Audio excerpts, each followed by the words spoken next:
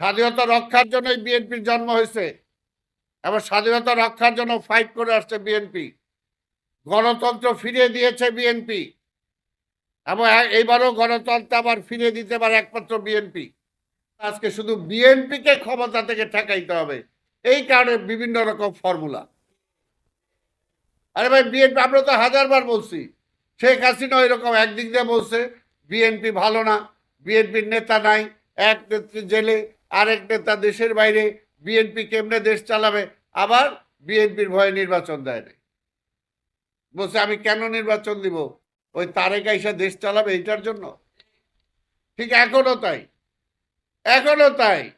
অনেক দল মিলে এই বিএনপি এই হয়ে গেছে, বিএনপি জনবিচ্ছিন্ন হয়ে গেছে, বিএনপি এই খারাপ করছে, এই করছে, ওই করছে।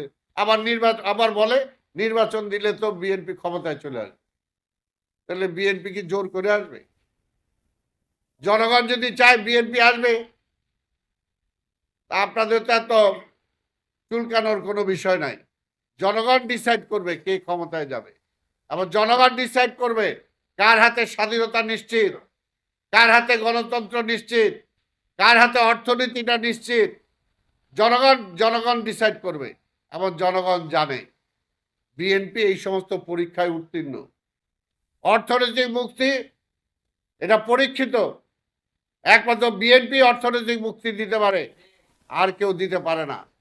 আপনারা যারা নতুন আসতে চাইতেছেন পরীক্ষা দেন, অসুবিধা তো নাই ভাই। ক্ষমতা এসে যদি বিএনপি এত খারাপ হয় তাহলে তো পাবলিক ক্ষমতাই দিবে না বিএনপিরে। আর তারপর ক্ষমতায় যায় যদি বিএনপি সব দেশ শেষ করে দেয়, তাহলে বিএনপি আর সুযোগই থাকবে না। বিএনপি পাগল না, রাষ্ট্রের মালিক হলো জনগণ। যে মালিকানা ছিনতাই করে শেখ হাসিনা নিয়ে গেছিল, ভারতের হাতে তুলে দিছে। যে বাংলাদেশের প্রধানমন্ত্রী হইতে হলে, ক্ষমতায় থাকতে হলে জনগণের ভোট দরকার নাই, ওই ভারত ঠিক করে দিবে, সেই প্রধানমন্ত্রী হবে, তারাই দল ক্ষমতায় চালাবে। সেটা তো এখন আমরা ফিরে পাই নাই। যদি আপনারা চান, পরিষ্কার কথা, জনগণও আপনারা যদি মনে করেন হ্যাঁ জনগণও আপনাদেরকে সাপোর্ট করে, তাহলে জনগণ আপনাকে ভোট দিবে। অসুবিধা কোথায়?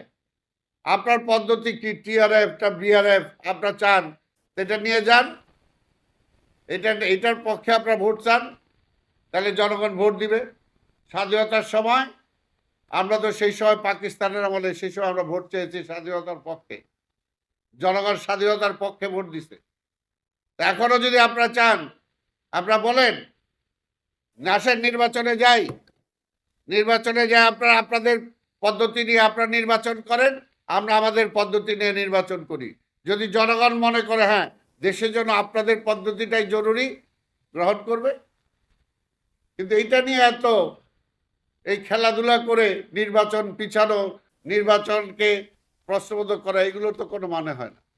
আবার আরেকটা তারা দিছে, জাতীয় নির্বাচনের আগে ইউনিয়ন পরিষদের নির্বাচন হইতে হবে, স্থানীয় সরকার, ওই তো একই কথা। তা আজকে তাদেরকে বলতে চাই, এই যে হাজার হাজার লোক যে শহীদ হইল, বুকে রক্ত ঢেলে দিল, আমরা সেই 17টা বছর যাবৎ লড়াই করলাম একটা ভোটের অধিকারের জন্য। সেই অধিকারটা কি ওই ইউনিয়ন পরিষদের চেয়ারম্যান ঠিক করার জন্য? ইউনিয়ন পরিষদের চেয়ারম্যান হইলে কি আমার ওই যে ভারত সীমান্তে যে পুশিন হইতেছে, ওই চেয়ারম্যান যে পুশিন ঠেকাইতে পারবে? পুশিন ঠেকাইতে হইলে জাতীয় সংসদে সবাই একসাথে প্রস্তাব তুলে জাতিসংঘে পাঠাইতে হবে, ভারতের বিরুদ্ধে দাঁড়াইতে হবে। সেটা ইউনিয়ন পরিষদের চেয়ারম্যান দিয়ে হবে না। আজকে ইউনিয়ন পরিষদের চেয়ারম্যান দিয়া আপনি যে করিডোর দিতে চাচ্ছে, মানব করিডোরের নামে, আজকে আমার পার্বত্য অঞ্চল যাওয়ার মতো অবস্থা, ওইটাকে ঠেকাইতে ওই ইউনিয়ন পরিষদ পারবে না। ওইটার জন্য পার্লামেন্ট দরকার। পার্লামেন্ট থেকে সিদ্ধান্ত নিতে হবে দেশ কি চায়, জাতি কি চায়।